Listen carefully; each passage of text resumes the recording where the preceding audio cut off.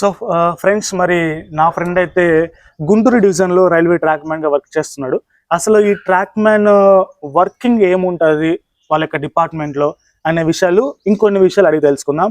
So వనేష్, మరి ఎలా ఉంది నీ వర్కింగ్ ప్రెసెంట్? ఏమన్నా ప్రెషర్ ఉందా మీకు మీ వర్క్లో? ప్రెషర్ అంటే ఏముండదు, బట్ ఫిజికల్ వర్క్ మాత్రం కంపల్సరీగా ఉంటుంది. ఓకే, అది మాత్రం మెయిన్. ఈ ట్రాక్ మెషనర్లో 4 లెవెల్స్ ఉంటాయి. ట్రాక్ మెషనర్ 4, 3, 2, 1. ఈ లెవెల్స్ దాటిన తర్వాత జేఈ ప్రమోషన్ వస్తుంది. ఓకే, ఈ 1, 2, 3, 4లో కూడా కొన్ని వేరియేషన్స్ ఉంటాయి. ఓకే. 4 అండ్ 3 అనే వాళ్ళు ట్రాక్ మెషనర్గా కంటిన్యూగా వర్క్ చేస్తూ ఉంటారు. ఎప్పుడైతే ట్రాక్ మెషనర్ 2గా వస్తుందో ప్రమోషన్ అనేది, అతను కీమ్యాన్కి వెళ్ళాల్సి వస్తుంది. ఓకే, అంటే అక్కడ అవకాశం ఉంటే కీమ్యాన్ అవకాశం అక్కడ చేయాలి కంపల్సరీగా. అక్కడ ఖాళీ వేకెన్సీ ఉందంటే అతను కీమ్యాన్గా తీసుకుని కీమ్యాన్ చేస్తారు.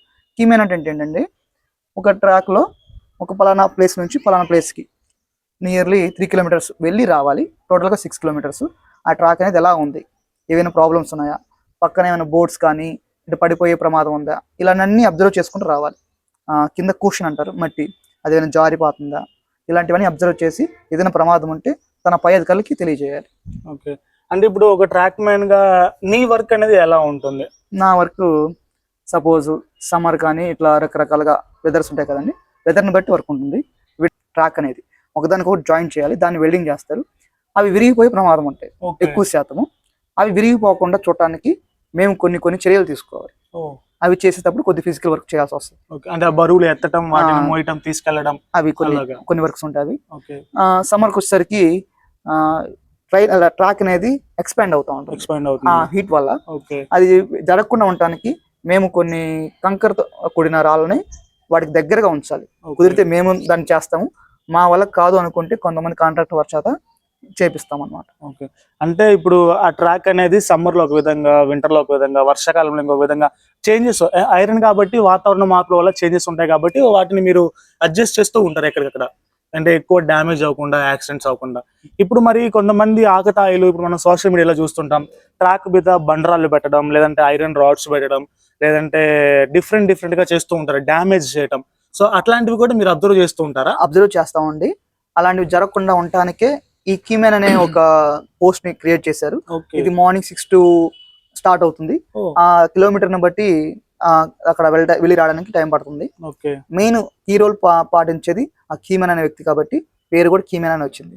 సో అంటే ఈ కీమ్యాన్ వల్లే మనకి చాలా వరకు చాలా డిఫరెంట్ ఏరియాస్ లో రైల్ యాక్సిడెంట్స్ అనేవి జరగకుండా కొంచెం జాగ్రత్తలు అనేది తీసుకుంటుంది గవర్నమెంట్. అచ్చా, ఓకే. మరి ఇప్పుడు వర్షాకాలంలో కానీ, లేదంటే చలికాలంలో కానీ ఎక్కువ ఇబ్బంది పడిన సందర్భాలు అట్లా ఏమైనా ఉంటాయా మీకు? ఎక్కువగా ఇబ్బంది అంటే ఉంటుందండి. సమ్మర్ లో కొద్దిగా హీట్ అనేది మేము తట్టుకోవాలి. అలా తట్టుకోవడానికి మేము ఎక్కువగా ప్రికాషన్స్ తీసుకుంటూ ఉంటాము. రైల్వే మాకు ఓఆర్ఎస్ ప్యాకెట్స్ అనేవి ప్రొవైడ్ చేస్తుంది. ప్లస్ బాటిల్లో ఉన్న వాటర్ అనేది హీట్ ఎక్కకుండా ఒక స్టీల్ బాటిల్ కూల్గా ఉండటానికి ఒక బాటిల్స్ ఇస్తుంది. అదే వింటర్కి వచ్చేసరికి వెదర్ చల్లగా ఉంటుంది కాబట్టి మాకు కోట్స్ ఇస్తుంది. కోట్ అండ్ స్వెటర్స్ లాగా, ప్లస్ 2 in అన్నమాట. అది వర్షాకాలానికి ఉపయోగపడుతుంది, ప్లస్ చలికాలానికి కూడా ఉపయోగపడుతుంది. అంటే రైల్వే ఎంప్లాయ్ ఉన్న ప్రతి ఒక్కరికి ఫెసిలిటీ ఉంటుంది కంపల్సరీగా అండి. ఓకే.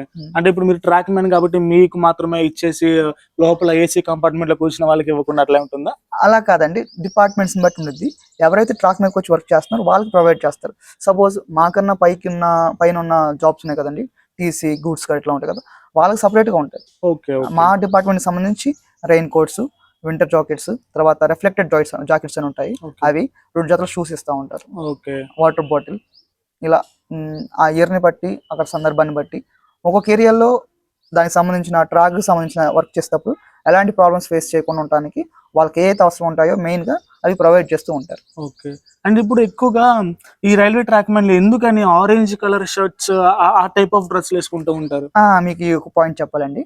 మనకి రెడ్ తర్వాత ఆరెంజ్ అనేది ఎక్కువ దూరం కనిపించే ఛాన్సెస్ ఎక్కువగా ఉంటాయి. మేము ట్రాక్ మీద వర్క్ చేస్తున్నప్పుడు ట్రైన్ సడన్ గా వస్తుంది, ఆ డ్రైవర్ చూసుకోలేదు, అప్పుడు మేము ప్రమాదంలో పడే అవకాశం ఉంటుంది కదా. అలాంటప్పుడు డ్రైవర్ కి సరిగ్గా నీట్ గా కనిపించడానికి ఈ ఆరెంజ్ కలర్ షర్ట్స్ అనేవి మాకు యూనిఫామ్ గా పెట్టారు. అంటే ఆరెంజ్, సపోజ్ మరి మీ ట్రాక్ మ్యాన్ వర్కర్స్ ఇప్పుడు లంచ్ టైమ్ లో కానీ, అంటే ఫ్రీ టైం మీకు ఎలా ఉంటది? మాకు వర్కింగ్ టైమింగ్ ఏంటంటే 7 to 12.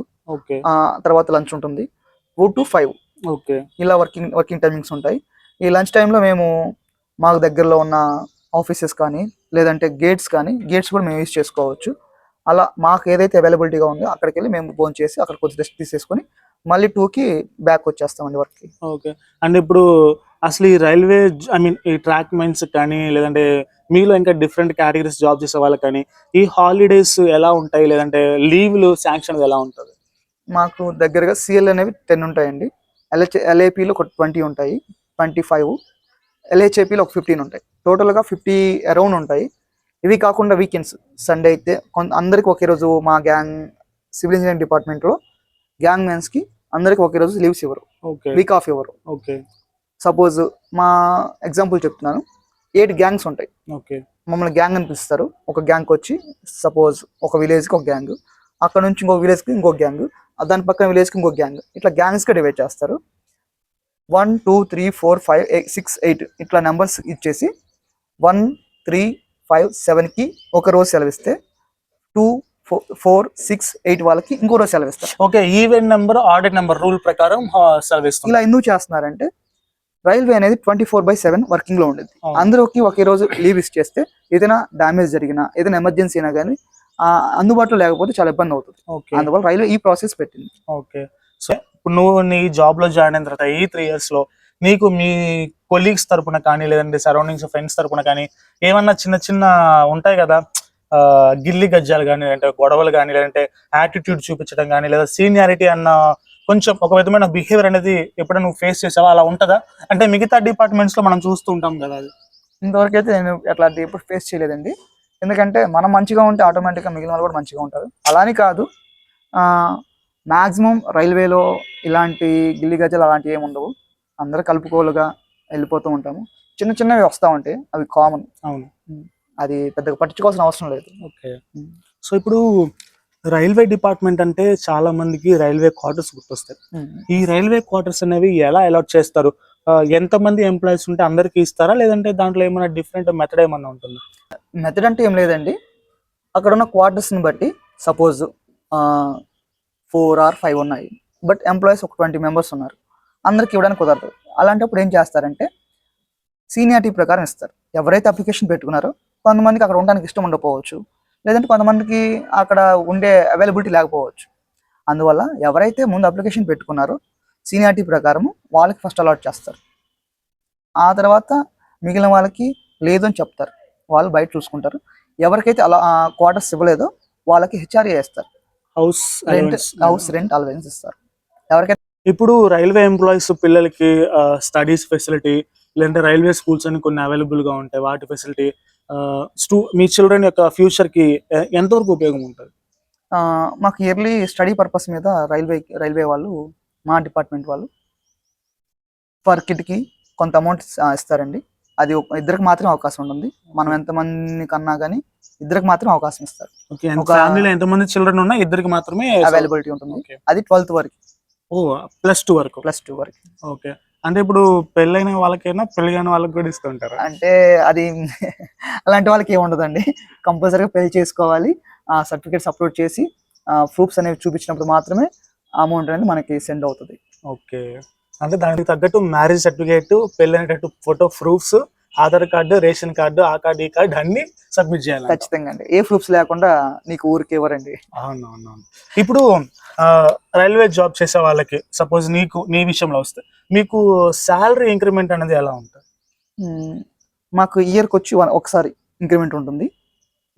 దాంతో పాటుగా డిఏ ఉంటుంది, డేర్నెస్ అలవెన్స్ అని. అది 6 months ఒకసారి ఇంక్రిమెంట్ చేస్తూ ఉంటాం.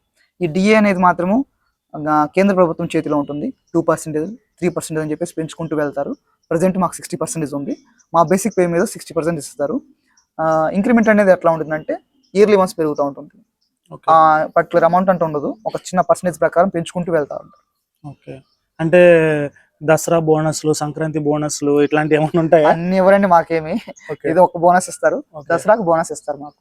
ఓకే, దసరా బోనస్ ఇస్తారు. అంటే సో మరి విన్నారు కదా, చూసారు కదా వీడియో అయితే. సో నా ఫ్రెండ్ వనేష్ అయితే నాకు తెలియని చాలా విషయాలకి ఇన్ఫర్మేషన్ ఇచ్చాడు. సో నాకైతే చాలా హ్యాపీగా అనిపించింది. అండ్ అడిగిన వెంటనే నా యూట్యూబ్ ఛానల్ కి గెస్ట్ గా వచ్చి ఇంటర్వ్యూ కూడా ఒప్పుకున్నాడు. ఒక నిమిషం అండి, నేనైతే గెస్ట్ ని కాదు, నాకు అంత పేరొద్దు. తన కోసం ప్లస్ నా కోసం కూడా నా గురించి కూడా తెలియాలని చెప్పేసి తనకు నేను అడిగిన క్వశ్చన్స్కి ఆన్సర్ ఇచ్చాను తప్ప ఇదేం పెద్ద ఇంటర్వ్యూ కాదు, నేను పెద్ద గెస్ట్కి అయితే కాదు. So thank you very much. So video కనుక మీకు నచ్చినట్లయితే ఒక్క లైక్, ఒక comment. So thank you and once again Vanesh, thank you very much. Thank you very much. So ఇంకొక ఇంట్రెస్టింగ్ వీడియోతో మళ్ళీ కలుద్దాం. అంతవరకు బాయ్ బాయ్.